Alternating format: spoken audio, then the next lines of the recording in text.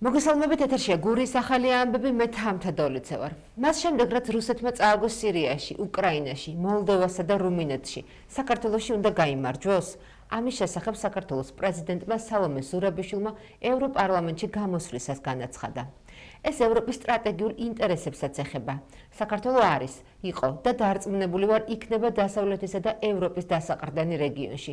ისეთი, რომელზე კონტროლის მოპოვებასაც რუსეთი ცდილობს, ვინაიდან რუსეთს ახსოვს თავისი იმპერიის დროინდელი გენერლები, რომლებიც ამბობდნენ, ვინც აკონტროლებს თბილისს, აკონტროლებს კავკასიას და რუსეთისთვის ეს არ შეცვლილა. თუ საქართველო რუსეთის კონტროლის ქვეშ მოყვება და კიდევ ერთხელ სამხედრო შეჭრაზე არ ვსაუბრობ ამ საარჩევნო და კონსტიტუციურ შეჭრაზე. ძალიან ბევრი რამ დევს სასწორზე. ეს ეხება შავი ზღვის უსაფრთხოებას, ეს ეხება დაკავშირებულობას ცენტრალურ და სამხრეთ აზიასთან.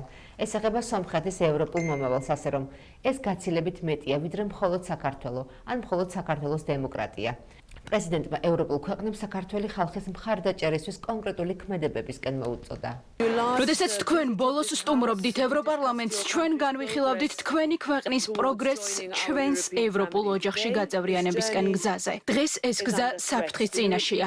ევროპარლამენტი გმობს ნებისმიერ რეპრესიებს, ოპოზიციის წინააღმდეგ და მშვიდობიანი დემონსტრანტების დაპატიმრებას. ეს ქმედებები იწვევს ჩვენ მიერ ბოლო წლებში ერთობლივად გადადგმული წარმატებული ნაბიჯების უკუსვლას. მე ვიცი, რომ საქართველოში ბევრი შიშობს საკუთარი ქვეყნის მომავლის გამო და მე ასევე ვიცი, რომ მე ვსაუბრობ მთელი ამ პალატის სახელით, როდესაც ვეუბნები ყველა იმ ქართველს, რომელიც იყურება ევროპისკენ მხარდაჭერისთვის, რომ ისინი მარტო არ არიან. ჩვენ გხედავთ, გვესმის თქვენი და ჩვენ თქვენთან ვართ. ევროპარლამენტი მტკიცედ დგას ქართველი ხალხის გვერდით ევროპისკენ თქვენს გზაზე და ჩვენი კარი ყოველთვის რჩება ღია. საქართველო ევროპისთვის არის იმ გლობალური ბრძოლის ნაწილი, რომელსაც რუსეთი აწარმოებს მის წინააღმდეგ. მას შემდეგ, რაც რუსეთმა წააგო სირიაში, საქართველოში უნდა გაიმარჯვოს. მას შემდეგ, რაც რუსეთმა ვერ შეძლო უკრაინაზე მოეხვია საკუთარი თავი, საქართველოში უნდა გაიმარჯვოს. მას შემდეგ, რაც რუსეთმა მარცხი განიცადა მოლდოვაში, საქართველოში უნდა გაიმარჯვოს. და თუ დამარცხდება რუმინეთში, საქართველოში უნდა გაიმარჯვოს. რა თქმა უნდა, ეს შეკითხვები თქვენ მიმართაა, რადგან რასაც ახლა რუსეთი ცდის ჩვენთან, ბევრად ნაკლებ ხარჯიანი ინტერვენცია. ის იყენებს თავის მარიონეტებს, ჩვენს საერთო დემოკრატიულ ინსტრუმენტებს, არჩევნების გზით გვახვევს თავს საკუთარ წესებსა და ძალას. ევროპამ ნახევრად უპასუხა გამოწვევას. საბჭოს ბოლოს ხდომა იყო პირველი ნაბიჯი, მაგრამ ბევრად მეტი უნდა გაკეთდეს. იცით, რომ ქართველები იბრძვიან დღისით და ღამით. ევროპა ნელი ტემპით გამოფხიზლდა და რეაგირებაც ნელი ტემპით მოახდინა. ქართველები ჯერ კიდევ ველიან მტკივნეულ ზომებს ბრიუსელიდან და ვაშინგტონიდან. იმედი მაქვს, რომ არ დაელოდებიან უფრო ღრმა კრიზისს, რომ მიმოქმედონ. ევროპა არის საქართველოს კორუმპირებული ელიტისა და ლიდერების დანიშნულების ადგილი. მათ გადმოაქვთ პოსტსაბჭოთა რუსული მმართველობის სტილი საქართველოში, მაგრამ სიხარულით ხარჯავენ ფულს ევროპაში. მათ სურთ კორუმპირებული რუსული წესები ქართველებისთვის, მაგრამ საკუთარი თავისთვის სურთ ევროპა. არსებობს ბევრი გზა, როგორ შეგიძლიათ ქართველების გვერდით დადგეთ. საქართველო მოიგებს ამ ბრძოლას, დაიცავს თავისუფლებას, დემოკრატიას და ევროპულ მომავალს. ჩატარდეს ახალი არჩევნები და გათავისუფლდნენ რეჟიმის ტყვეები. შეზღუდული შესაძლებლობების მქონე პირთა მშობლებმა საპროტესტო აქცია გამართეს. ისინი რესპუბლიკის მოედანზე შეიკრიბნენ და პარლამენტამდე მსვლელობა გამართეს. დღეს ასევე შედგა პედაგოგების, ევროპული ფონდების ყოფილი სტიპენდიანტების და სხვა თემატური ჯგუფების საპროტესტო აქციები. ხვალ 19 დეკემბერს კი ევროპის მოედანზე გურულების მარში გაიმართება. შეზღუდული შესაძლებლობების მქონე ადამიანებზე და მათი ოჯახის წევრებზე კარგად არავინ არ იცის რა არის იზოლაცია. ამ იზოლაციიდან ძალიან ბევრი შრომის და წვალების შედეგად გამოვიდნენ ეს ადამიანები და ეხლა ქართული ოცნება ცდილობს, რომ ეს იზოლაცია დააბრუნოს უკან და ეს ხალხი ისევ მოაქციოს იზოლაციაში. ეს არის დაუშვებელი, ეს არ მოხდება. ჩვენ ვითხოვთ ევროინტეგრაციის პროცესის გაგრძელებას, ვითხოვთ ხელახალი არჩევნების დანიშვნას და ვითხოვთ რეჟიმის ტყვეების თავისუფლებას დაუყოვნებლივ, იმიტომ რომ ისინი ყველანი არიან უკანონოდ დაპატიმრებულები. ეს გველის ყველას ჩვენ ის რაც ამ დღეებში ხდებოდა და ვრცელდებოდა მომიტინგეებზე, ეს გავრცელდება მთელი ქვეყნის მასშტაბით. და ყველაზე მეტად ამით იზარალებენ შეზღუდული შესაძლებლობის მქონე ადამიანები, იმიტომ რომ ეს არის ერთ-ერთი ყველაზე მოწყვლადი ჯგუფი ამ ქვეყანაში და ყველა ის სიკეთე რაც მათ დღემდე მიღებული აქვს მიღებული დასავლური დონორი ორგანიზაციებისგან და ამ შანსს უსპობს ქართული ოცნება ამ ადამიანებს. ყველაზე მეტად სწორედ ჩვენ შვილებს და წინათაობებს აქვთ ის გამოცდილება საკუთარ ტყავზე ნაგემი, რაც ახლდა რეჟიმს, რაც ახლდა საბჭოთა კავშირს, როდესაც შეზღუდული შესაძლებლობის მქონე პირები გარიყულები, იზოლირებულები იყვნენ საზოგადოებისგან და მათი ადგილი მხოლოდ ინსტიტუციებში იყო. ჩვენ არ დაუშვებთ, რომ ეს წარსული გამოცდილება ისევ დაბრუნდეს ამ ქვეყანაში. ერთადერთი ჩვენი მოკავშირე, ვინც იყო ჩვენს მხარდაჭერაში, სწორედ იყო დასავლეთი და დასავლური ფონდები და დღეს ჩვენ გვეძახიან აგენტებს, იმიტომ რომ იზოლებულები გავხდით, რომ დაგვეფუძნებინა ორგანიზაციები, შეგვექნა ჩვენი შვილებისთვის მხარდამჭერი მომსახურებები და გვეზრუნა მათ აწყოზე და მომავალზე, უცებ გავხდით აგენტები და უცხოური ძალის ინტერესების გამტარები, როცა სწორედ დასავლეთმა მოგვისმინა და ჩვენი შვილების ინტერესების გატარება შეუწყო ხელი ამ ქვეყანაში. ჩვენ არ დაუშვებთ, რომ ეს ქვეყანა შევიდეს ისეთ უკიდურეს კრიზისში, სადაც მოგვიწევს ისევ ამ წარსულში დაბრუნება. ჩვენ ეს ერთადერთი სამშობლო გვაქვს, არ ვაპირებთ არსად წასვლას და ამის დატოვებას. ოზურგეთელმა მხატვრებმა თურქეთში გამოფენების ციკლში მიიღეს მონაწილეობა. ვიზიტიდან ახლახან დაბრუნებული ავთანდილ თავართხილაძე თურქეთში გატარებულ დღეებზე გვიყვება, რომელიც მისი თქმით შემოქმედებით და ძალიან საინტერესო და დატვირთული იყო. ნოემბრის დასაწყისში 12 ქართველი მხატვარი, მათ შორის 8 ოზურგეთელი ქალაქ ანკარაში მიიწვიეს, სადაც მათ ერთი თვის მანძილზე 80-მდე სხვადასხვა ჟანრის და ტექნიკის ნამუშევრები წარმოადგინეს. მათ მონაწილეობა მიიღეს როგორც გამოფენებში, ასევე ჩაატარეს ვორქშოპიც. როგორც ავთანდილ თავართხილაძე ამბობს, ურთიერთობა თურქ და ქართულ მხატვრებს შორის საკმაოდ მჭიდრო და მეგობრულია. თურქი ხელოვნების დამოკიდებულება ქართული მხატვრობისა და ქართული სახელოვნებო ტექნიკისა და ტრადიციების მიმართ განსაკუთრებულია. ამ ვიზიტამდე თურქი მხატვრები ოზურგეთშიც იმყოფებოდნენ. უკვე 19 თებერვალს კი თურქეთში ქართული მხატვრების ნამუშევრების კიდევ ერთი გამოფენა გაიმართება. 12 მხატვარი ვიყავით ავტორი, აქედან 80 ნამუშევარი ფაქტიურად. თან გვახდნენ მხატვრებიც, ნაწილი 7 ადამიანი, წავედით იქ, მოგვაწყვეთ გამოფენა, ჩატარდა ძალიან კარგად ეს გამოფენა, მოვიდა იქაური ინტელიგენციის წარმომადგენლები, მოვიდნენ მხატვრები ძირითადში და ესე იგი შემდეგ მეორე გამოფენაში უკვე იქონდა პატარა ასეთი სწავლება ვორქშოპი, სადაც ჩვენ მე ვხატე პირადად და ასე ვთქვათ, ვიყურებდნენ როგორ მუშაობს ზოგადად თურქეთში ჩვენ ქვეყანას, ჩვენ მხატვრებს ძალიან დიდი ავტორიტეტი აქვს. იქონდა ჩვენ კიდევ ასე ვთქვათ შემოთავაზება ერთ-ერთ სტუდიაში, სადაც ჩვენ იქ როგორც ასეთი არტ, ასე ვთქვათ თერაპია, ასეთი ხალხი დადის. იქაც ჩვენ რამოდენიმე ნამუშევრები შევასრულეთ, დავეხმარეთ მათ. ეს თვითონ ეს მასტერკლასი როგორც ასეთი ჩვენება ძალიან მნიშვნელოვანი იყო, ჩვენ როგორ ხატავდით, აი აღფრთოვანებულები იყვნენ. შემდეგ ეს გამოფენა გაიხსნა, ჩატარდა ეს გამოფენა ძალიან კარგად. ძალიან ამაყებოდათ მათ ეს გამოფენა, ეს ჩვენი იყოფნა. საბოლოო ჯამში ეს გაცვლითი ამბავი, ეს არის ჩვენი პროფესიული ურთიერთობები, ეს არის ძალიან საინტერესო თურქეთთან ურთიერთობა. წლების უკან ეს სხვანაირად იყო წელს უფრო მაინტერესებდა მე ამ ბაზარის შესწავლაც მაინტერესებდა როგორც ასეთის, მაინტერესებდა რა ნამუშევრები უფრო მნიშვნელოვანია მათთვის, ეს უკვე მე გავიგე, მივხვდი, იმიტომ რომ მე კარგი 2 თვეა უკვე იქ ვარ. მივდივარ, ჩამოვდივარ და ისო ჯერ მომიწევდა კიდევ მიწევს წასვლა, ეხლა არის ძალიან საინტერესო იქ ყოველ წელს ისტანბულში და ანკარაში ტარდება ესეთი გაყიდვა, გამოფენა, გაყიდვით დიდი ბაზრობა, რომელსაც დათმობილი აქვს ძალიან დიდი სივრცე. ფუარ ასე უწოდებენ ამ გამოფენას სივრცეს და იქ ჩვენ ავიღეთ 25 კვადრატული, სადაც ჩვენ 6-7 მხატვარი მონაწილეობთ, ეს 19-ში მოხდება, 19 თებერვალს. და იქ 19-დან 23-მდე ფაქტობრივად 19-ში ჩაკეტილი იქნება მხოლოდ ექსპერტებისათვის, გალერეშიკებისათვის, ასე ვთქვათ, და კოლექციონერებისათვის. აი იქ ძალიან საინტერესოა, როგორი შეფასება ექნება ჩვენს ხელოვნებას. ვაგრძელებთ ეთერს და ამჯერად ჩვენი სტუდიის სტუმარი გახლავთ ბატონი ლევან მჟავანაძე, პროგრესის სახლის მენეჯერი. მოგესალმებით ბატონო ლევან, მადლობა რომ დღეს ჩვენთან ერთად ხართ. პირველი კითხვა რაც მინდა რომ დაგისვათ არის ის, რომ ყველანი ვიმყოფებით რაღაცა სპეციფიკურ არასტანდარტულ რეჟიმში ცხოვრების მუშაობის და ასე შემდეგ. თუნდაც იმ კანონიდან გამომდინარე, რომელიც დამტკიცდა და რომელიც შეეხო სამოქალაქო საზოგადოების ორგანიზაციებს, თუნდაც დღევანდელი ვითარებიდან გამომდინარე, რა ხდება სამოქალაქო საზოგადოების სექტორში, თუნდაც რეგიონების დონეზე, თუნდაც ოზურგეთის დონეზე, რას გვეტყვით, რა ეტაპზე ხართ, რა პოზიციაზე ხართ, მეთქი ცხადი არ გკითხავთ, უბრალოდ როგორი არის თქვენი რეალობა იმ ყველაფრის გათვალისწინებით, რაც ხდება ქვეყანაში დღეს? მოგესალმებით, მართლაც არასტანდარტულ მდგომარეობაში ვიმყოფებით და გვამყოფებს სამწუხაროდ ხელისუფლება, კარგი ახანია, იმიტომ რომ ფაქტობრივად ის საგარეო ვექტორი, რომელიც აქამდე ყოველ შემთხვევაში დეკლარირებულად იყო ევროპისკენ მიტრიალებული, აშკარად მოატრიალეს, ამან გამოიწვია რიგი კრიზისი, რომელიც ქვეყანაში მიმდინარეობს და ფაქტობრივად ყველას არანორმალური სამუშაო დღე გვაქვს, არა მარტო სამუშაო, არამედ თითქმის დიდ ნაწილს, ვინც თბილისშია, თქვათ, იქ ატარებს მიტინგებზე, სამუშაოს დასრულების შემდეგ ჩვეულებრივად მიდიან, იქ დგებიან და უერთდებიან იმ მოთხოვნებს, რაც დაყენებულია და ეს მოთხოვნები არის ის, რასაც შეუძლია სიტუაციის განტვირთვა და გავიმეორებ ამ მოთხოვნებს, ესაა პირველ რიგში პოლიტპატიმრების გამოშვება, რომლებიც ამ აქციების დასაწყისიდან და უпроსორად შარშან,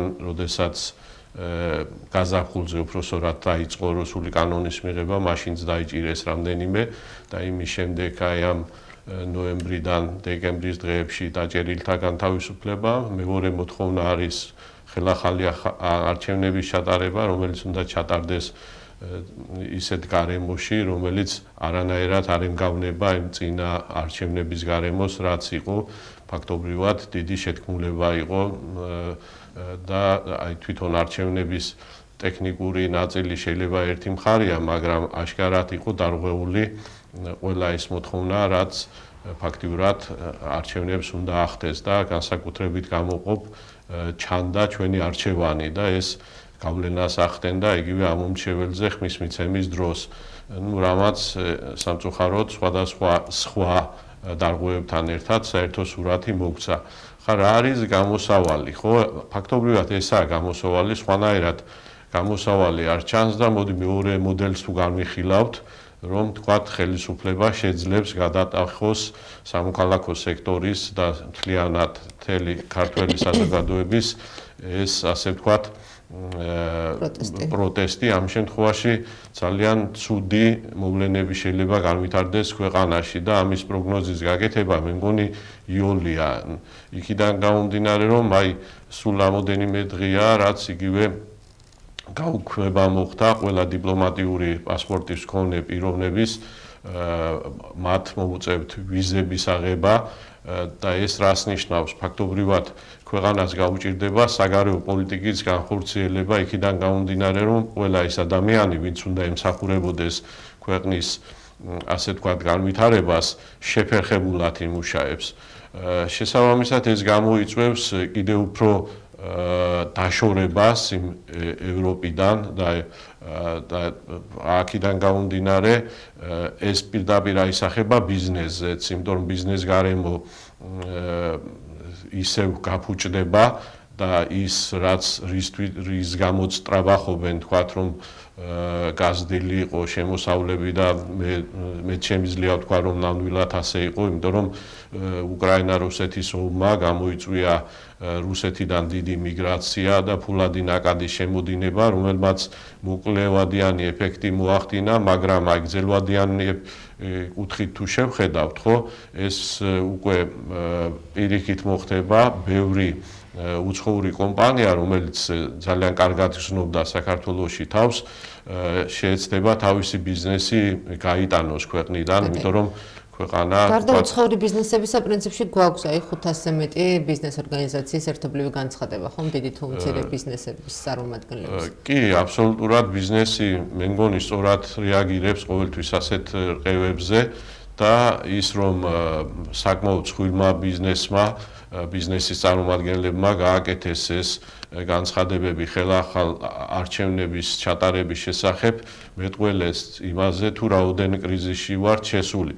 მაგრამ სამწუხარო ისაა რომ ხელისუფლება თითქოს არ იმჩნევს ამას, უпроსორად ცდილობს რომ არ შეიმჩნიოს და ეს ძალიან ცუდია იქიდან გამომდინარე, რომ მათ მოუწევთ ამის გაკეთება, რაც არ უნდა თქვათ ეცადონ და გადადონ დიდხანს სხვადასხვა მიზეზების გამო და ერთ-ერთი მიზეზია იგივე თქვათ ტრამპის ინაგურაციის დალოდება. მე ვიტყვი რომ იგივე ამერიკის პოლიტიკა არ შეიცვლება ჩვენი ქვეყნის მიმართ, იმიტომ რომ პირველ რიგში შეიძლება გავიხსენოთ მეგობარი აქტი, რომელიც ხელისმომწერე ორთავე ასე ვთქვათ პოლიტიკური ძალა იყო ამერიკაში. და აქედან გამომდინარე ეს ყველაფერი ეს ტყუილები თქვათ არის მიმართული თქვათ მათი ამომრჩევლის გასამხნევებლად და არა თქვათ სიტუაციის გამოსწორებისკენ. ასეთი გაუგებრობა იყო მაგალითად გუშინდელი განცხადება, ხო, ირაკლი კობახიძის განცხადება, რომელსაც მოყვა საპასუხო განცხადებები რუმინეთის, ესპანეთის და იტალიის მხრიდან. აი ამასთან დაკავშირებით მინდა გკითხოთ, ზოგადად ანუ როგორ ფიქრობთ, როგორ შეიძლება განვითარდეს მოვლენები იმ პირობებში და იმ მოცემულობის გათვალისწინებით, როცა მაგალითად დასავლეთის განცხადებების, საზოგადოების პროტესტის და ასე შემდეგ ამ ყველაფრის მიუხედავად ხელისუფლება რჩება თავდაპირველ პოზიციაზე, ცხადია თავდაპირველ პოზიციაზე რჩება საზოგადოება, რომელიც ქუჩაში დგას და მათ აქვს ძალიან სტაბილური და გრძელვადიანი პროტესტი ყოველ დღე. ამ სიტუაციაში, როცა ხელისუფლების მხრიდან არ ჩანს, რომ ისინი რაიმე ტიპის დათმობაზე წავლენ და მხოლოდ ერთი შეთავაზება, რაც ისმის არის საჯარო დებატებში მოწვევა. როგორ ფიქრობთ, ამ ვითარებაში როგორ შეიძლება განვითარდეს მოვლენები, თუნდაც იგივე იანვრის თვემდე, სანამ ცხადად დავინახავთ რა პოზიციაზეა ტრამპის ადმინისტრაცია? გასაგებია, იგივე თქვათ ხელისუფლება იქცევა ეხლა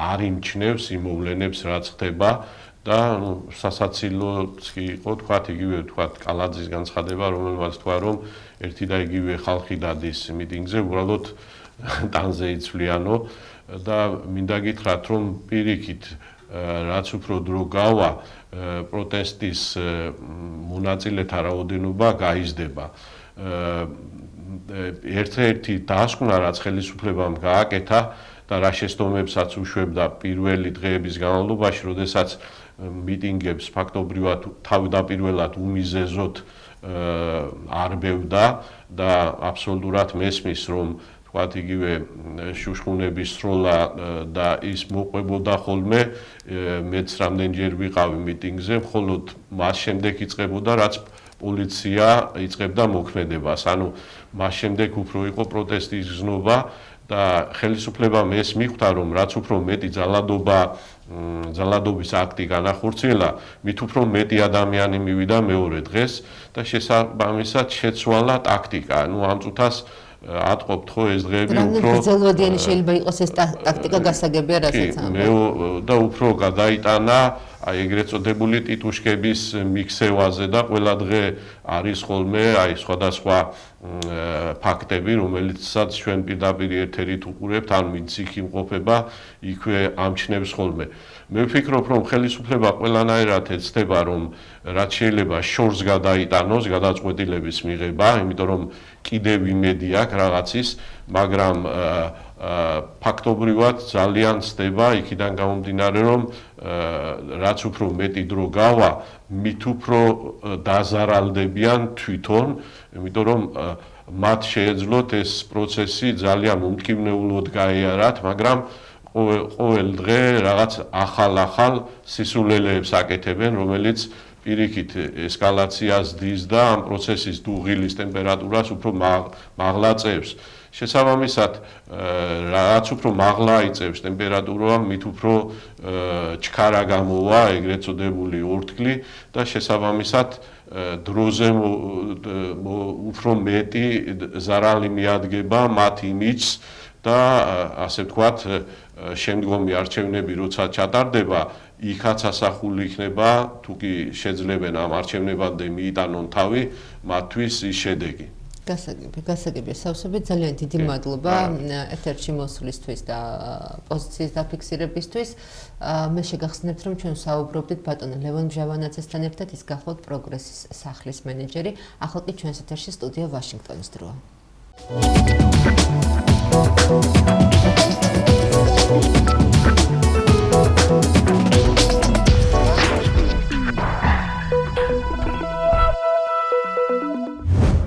თადარიგის სამვარსკვლავიანი გენერალი კით კელოგი არჩეული პრეზიდენტის დონალდ ტრამპის ეროვნული უსაფრთხოების საბჭოს ადმინისტრაციის უფროსად, შემდეგ კი ვიცე-პრეზიდენტ მაიკ პენსის ეროვნული უსაფრთხოების მრჩევლად მსახურობდა. კურტ ვოლკერი, რომელიც ტრამპის პირველი ადმინისტრაციის დროს უკრაინაში შეერთებული შტატების საგანგებო წარმომადგენელი იყო, ამბობს, რომ არჩეულმა პრეზიდენტმა კარგი არჩევანი გააკეთა. ის გამოცდილი სამხედრო ლიდერია, სამვარსკვლავიანი გენერალი, რაც საკმაოდ არსებითია. მას პრეზიდენტ ტრამპთან ახლო ურთიერთობა აქვს, ამიტომ პირდაპირი კომუნიკაცია შეუძლია, რაც მნიშვნელოვანია. ვოლკერი განმარტავს, რომ კელოგი იმაზე იმუშავებს, რომ უკრაინაში ომის სწრაფად დასრულების ტრამპისეული ხედვა განახორციელოს. ეს ნიშნავს პრეზიდენტ ტრამპის გზავნილების გადაცემას, ადგილზე რეალური ვითარების შეფასებას და მხარეებს შორის ნებისმიერი გზავნილების გატარებას.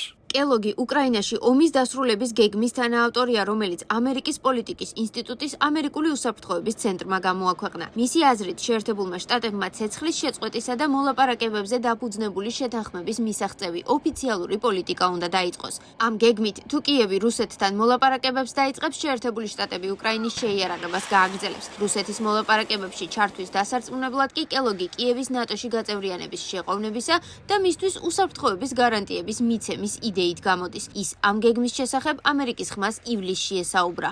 ეს არ ნიშნავს უკრაინის დანებებას. ეს არ ნიშნავს, რომ მათ ტერიტორია უნდა დათმონ.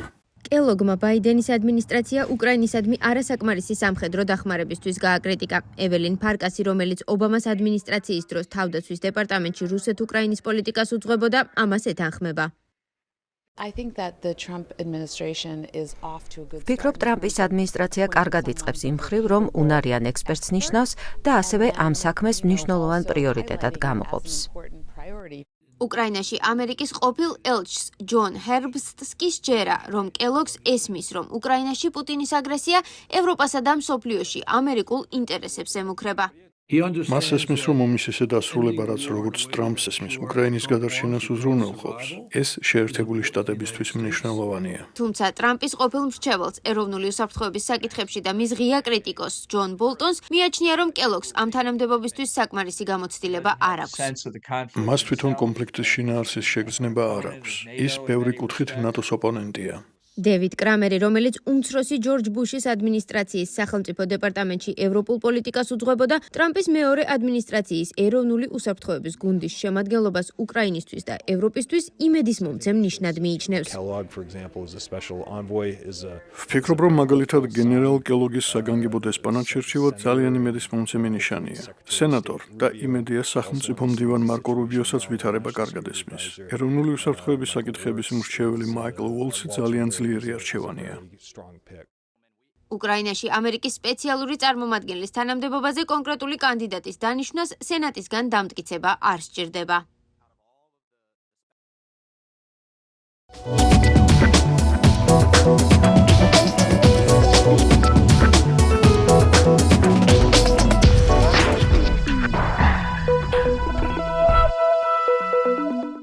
ეს გახდა დღეისთვის ბოლო ინფორმაცია. მე მომავალ შეხვედრამდე გემშვიდობებით, კარგად ბრძანდებოდეთ.